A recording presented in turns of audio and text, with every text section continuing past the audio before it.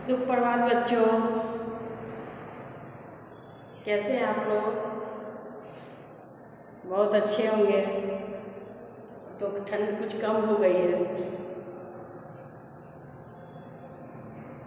आप लोग मन लगा के पढ़ रहे हैं ना?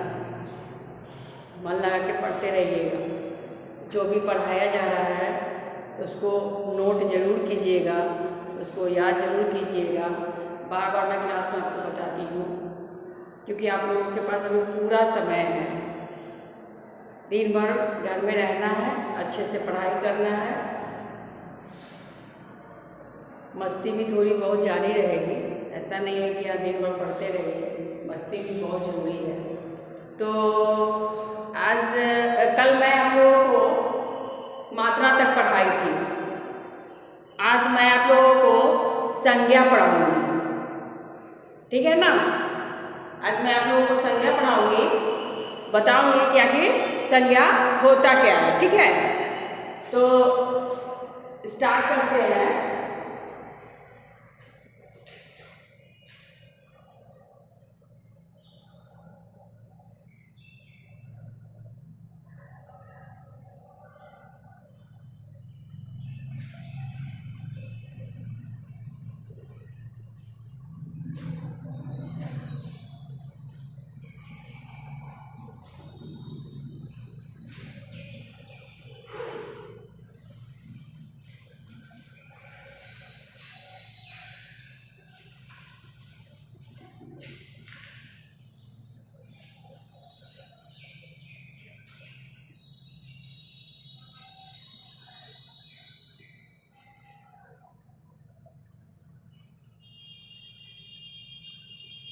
ठीक है, अभी भी आप लोगों का व्याकरण जारी है। आज फिर व्याकरण पढ़ लेते हैं और कल मैं आप लोगों को निबंध पढ़ाऊंगी, ठीक है ना? क्योंकि कल जैसा कि आप लोगों को पता है सैटरडे को आप लोग निबंध पढ़ते हैं। तो आज व्याकरण में पढ़ेंगे संज्ञा।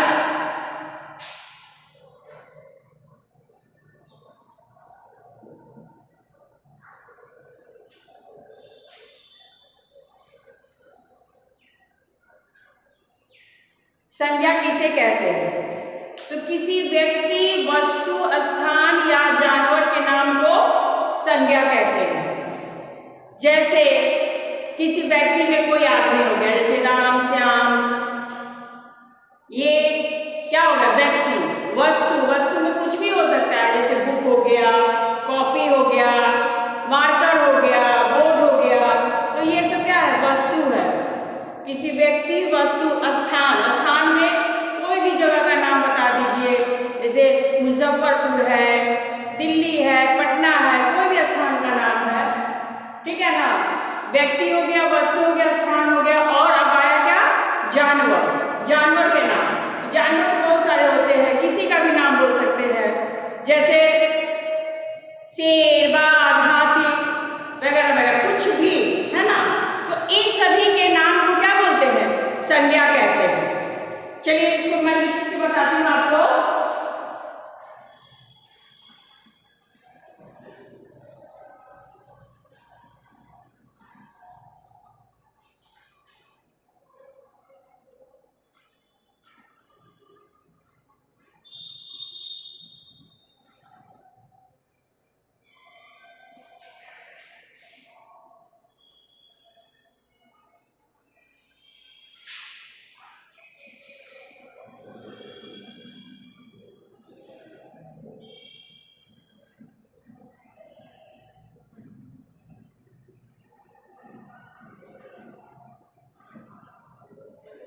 देखिए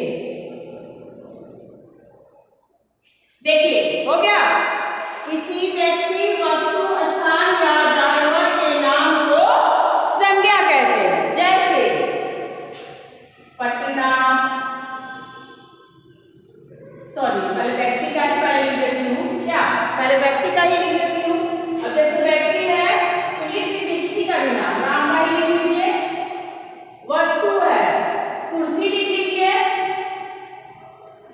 कुर्सी भी क्या है? वस्तु है। इसका क्या? स्थान है। अब स्थान आप लिख सकते हैं, पटना या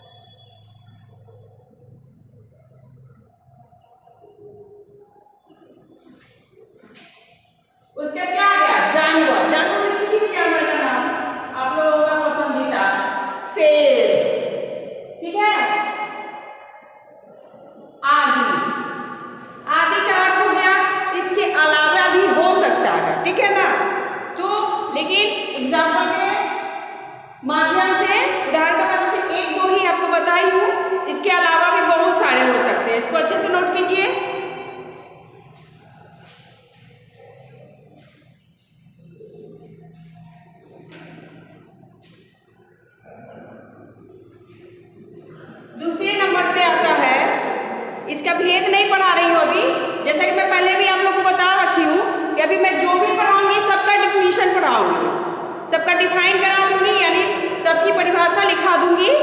उसके बाद आप क्या करेंगे, उसके बाद मैं आपको इस सबका भेद बताऊंगी। अगर स्कूल खुली रही तो स्कूल के ऑफलाइन क्लास में बताऊंगी, अगर स्कूल बंद रही तो ऑनलाइन क्लास के माध्यम से ही बताऊंगी। ओके,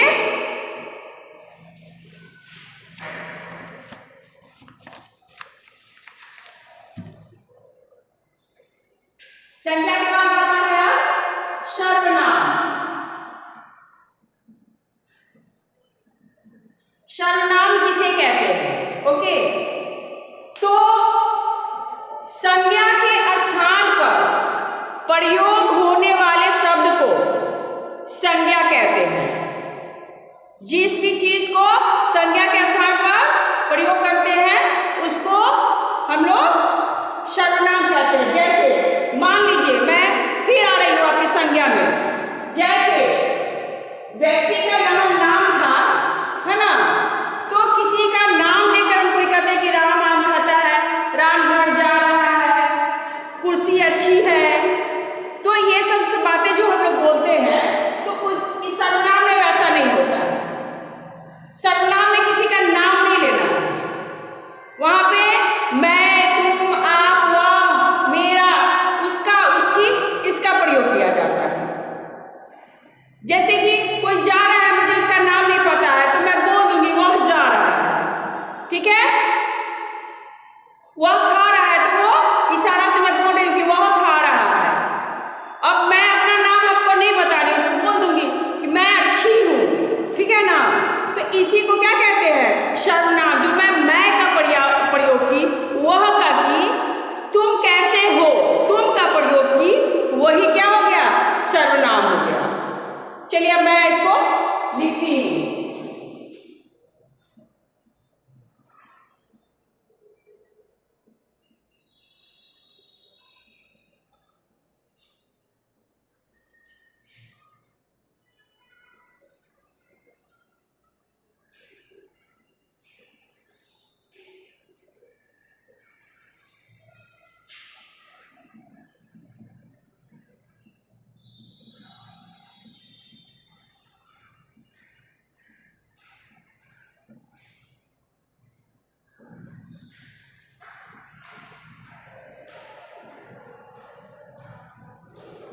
देखिए आगे आपका जो मैं अभी आपको मुख्य द्वारा समझाई हूं और आपको बोर्ड पर भी लिख दी। देखिए, संज्ञा के स्थान पर प्रयोग होने वाले शब्द को सर्वनाम कहते हैं। जैसे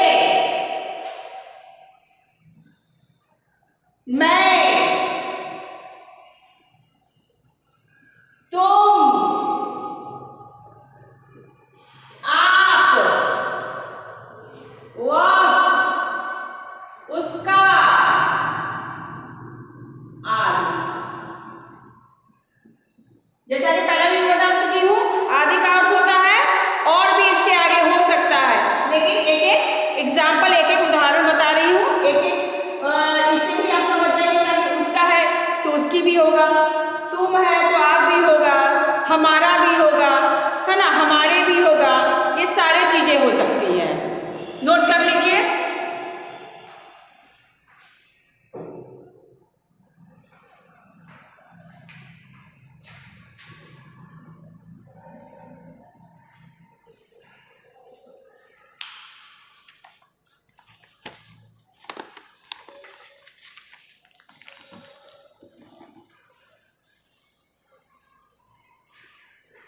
नोट कर रहे हैं? अब आइए विशेषण पर आते हैं। विशेषण,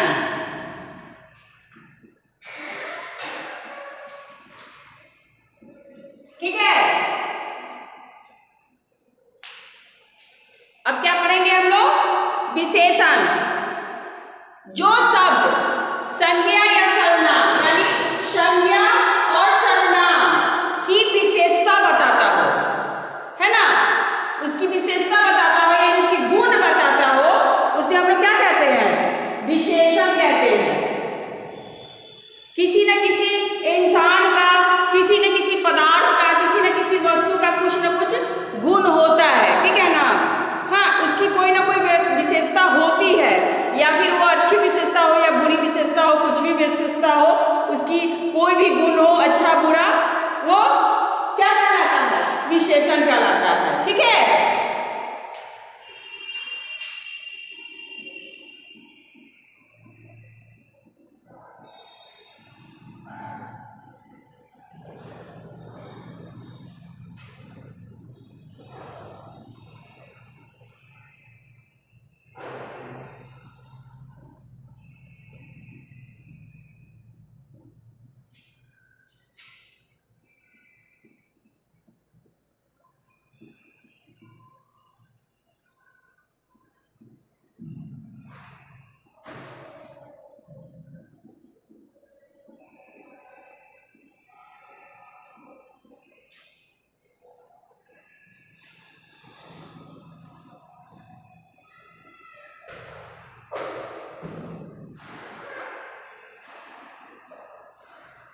चलिए, ये मैं आपको नोट कर दी। जो शब्द संज्ञा या सर्वनाम की विशेषता बताता है उसे विशेषण कहते हैं।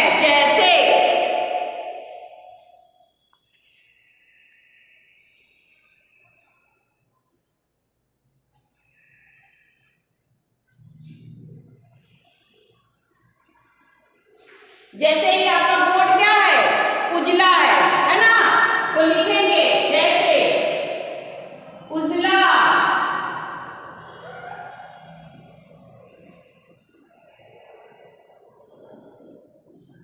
उजला बोर्ड। तो इस बोर्ड की विशेषता क्या है कि इसका रंग क्या है? उजला है।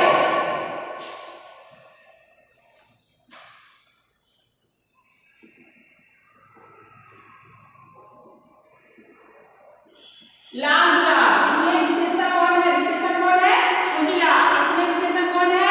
लाल। जो अंडरलाइन करी हूं वो क्या है? विशेषण है, यानी उसकी गुण है, ठीक है। जैसे लाल गुलाब, गुलाब क्या है? लाल है ना। गुलाब क्या है? लाल है। गुलाब की विशेषता क्या है? कि वो लाल है।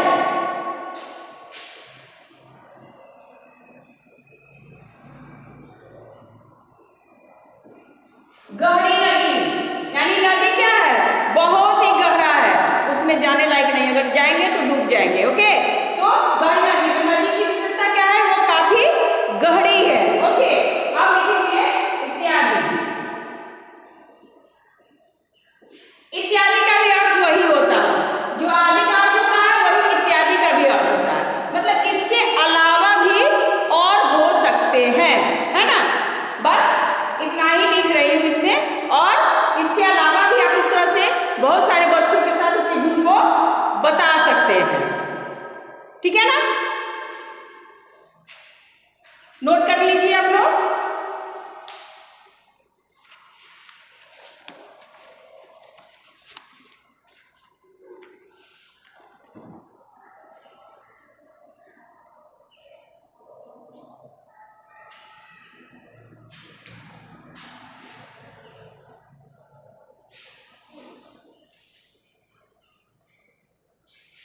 अब नंबर 4 पर आपको पढ़ाने जा रही हूं कारक।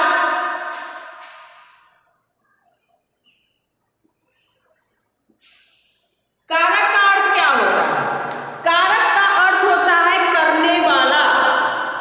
जो करता है उसी को हम लोग क्या कहते हैं? कारक कहते हैं।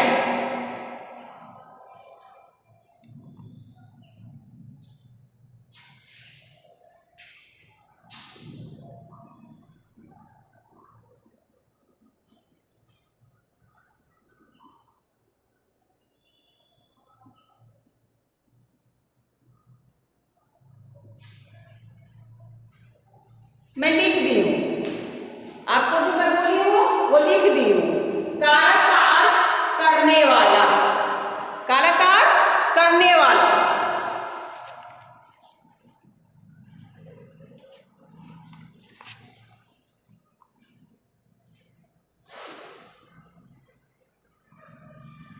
अब मैं इसका परिभाषा लिखाऊंगी।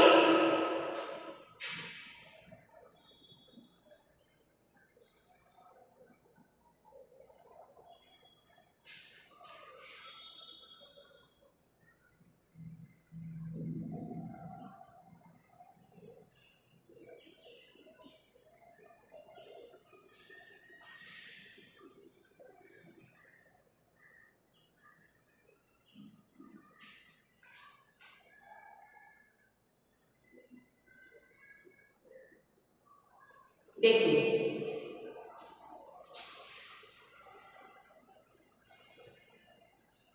देखिए ये है वाक्य का जो निर्माण करता है उसे कारक कहते हैं। जैसे कोई भी वाक्य बनाते हैं तो उसको निर्माण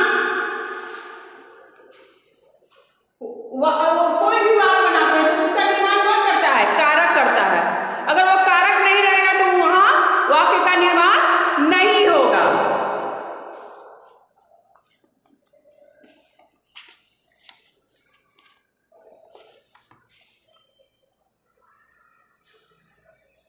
नोट कर रहे हैं?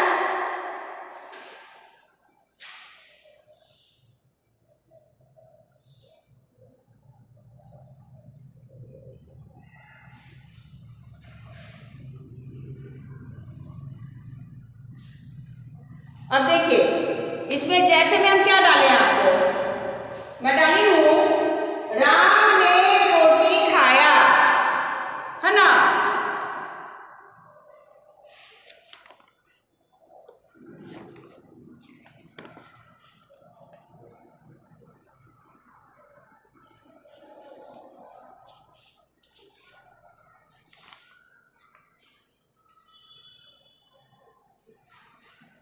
राम ने रोटी खाया, ये क्या कर रहा है? वाक्य का निर्माण कर रहा है। इसमें क्या आ रहा है?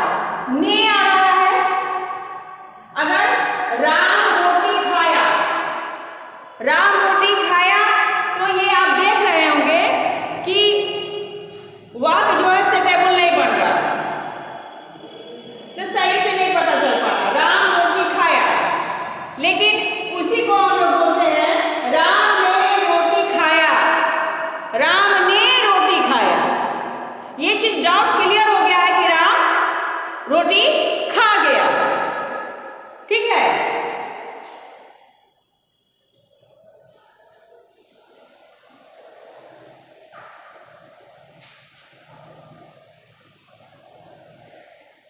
इसका एक ही एग्जाम्पल रहने देती हूँ, इत्यादि लिख दी हूँ, इसी टाइप से ही भी बनेगा।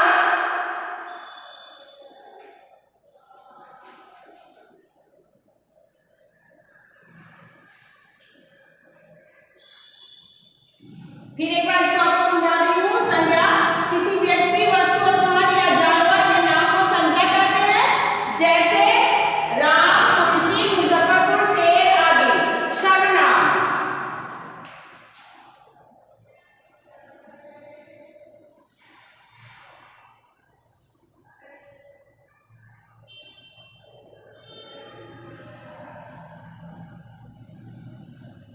सर्वनाम, है ना। ये दो बार अंडरलाइन इसलिए की हूं कि आपको समझ में आए कि मेन पॉइंट यही सब है। सर्वनाम संज्ञा के स्थान पर प्रयोग होने वाले शब्द को सर्वनाम कहते हैं। जैसे मैं, तुम, आप, वह, उसका आदि। ओके, नेक्स्ट है विशेषण। जो शब्द संज्ञा या सर्वनाम की विशेषता बताता है उसे विशेषण कहते हैं। जैसे उजला बोर्ड, लाल गुलाब, गहरी नदी इत्यादि। कारक वाक्य, कारक का अर्थ करने वाला, जो करता है ना। सॉरी, यहाँ राम ने होगा, है ना, करने वाला। राम ने, वो मिस्टेक हो गया था, राम को मैं छोड़ दी थी, है ना। तो वाक्य का जो निर्माण करता है उसे कारक कहते हैं। जैसे राम ने रोटी खाई, रोटी खाई, रोटी खाई, ये मुझे नहीं पता है कि किसने खाया, लेकिन राम ने अगर लगा दिए तो क्या इससे क्लियर हो गया कि रोटी कौन खाया है? राम खाया, है ना। राधा गा रही है, तो इससे क्लियर हो जा रहा है कि कौन गा रहा है? राधा, सॉरी, कौन गा रही है? तो राधा गा रही है।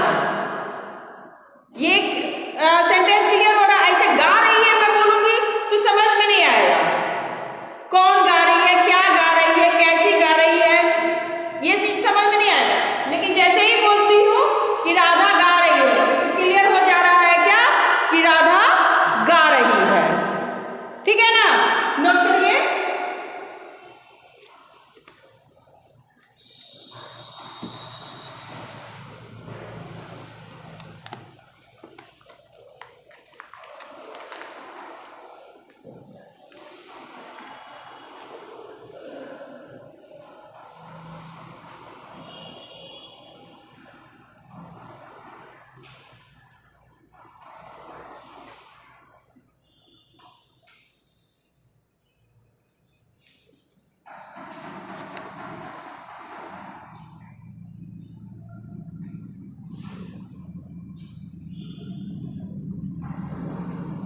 एक और पॉइंट पढ़ा देती हूँ, ठीक है ना। क्वेश्चन 5 हो जाएंगे, उसके बाद मैं यहीं पर क्लास को विराम दे दूँगी।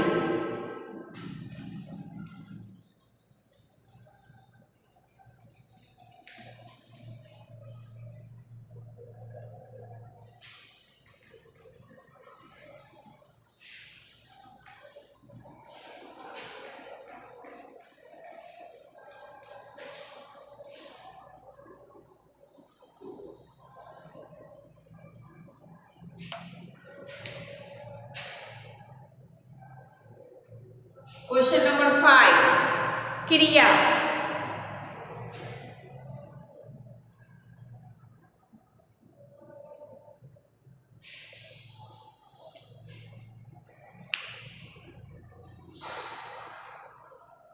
अब क्वेश्चन नंबर 5 आ गया, क्रिया। क्रिया किसे कहते हैं?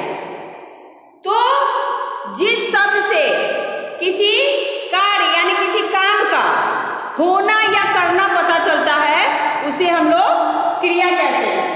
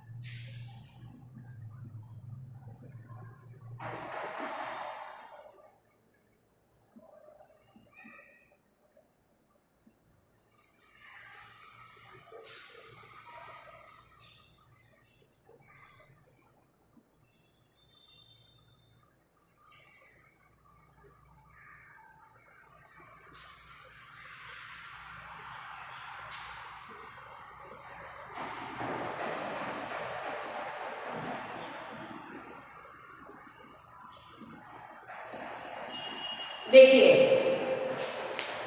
जिस शब्द से किसी कार्य का होना या करना का पता चलता है, उसे क्या कहते हैं?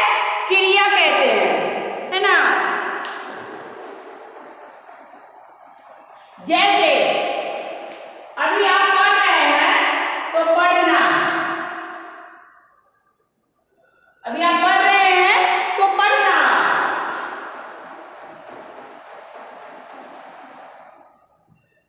यदि पढ़ते समय आप देखकर लिख रहे हैं, उसको भी कार्य कहते हैं, यानी लिखना। खाना, पीना,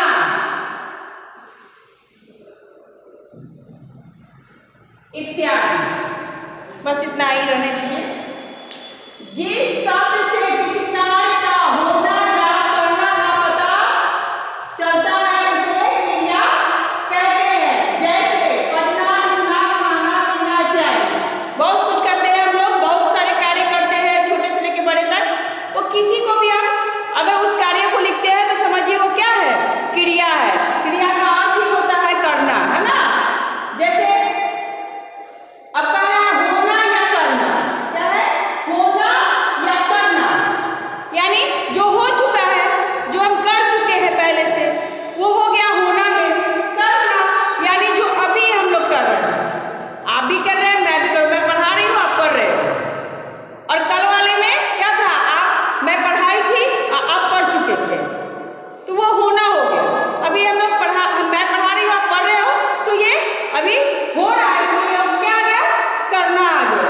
तो इस तरह से आपका क्रिया का परिभाषा हो गया। तो आप लोग इसको नोट कर लेंगे।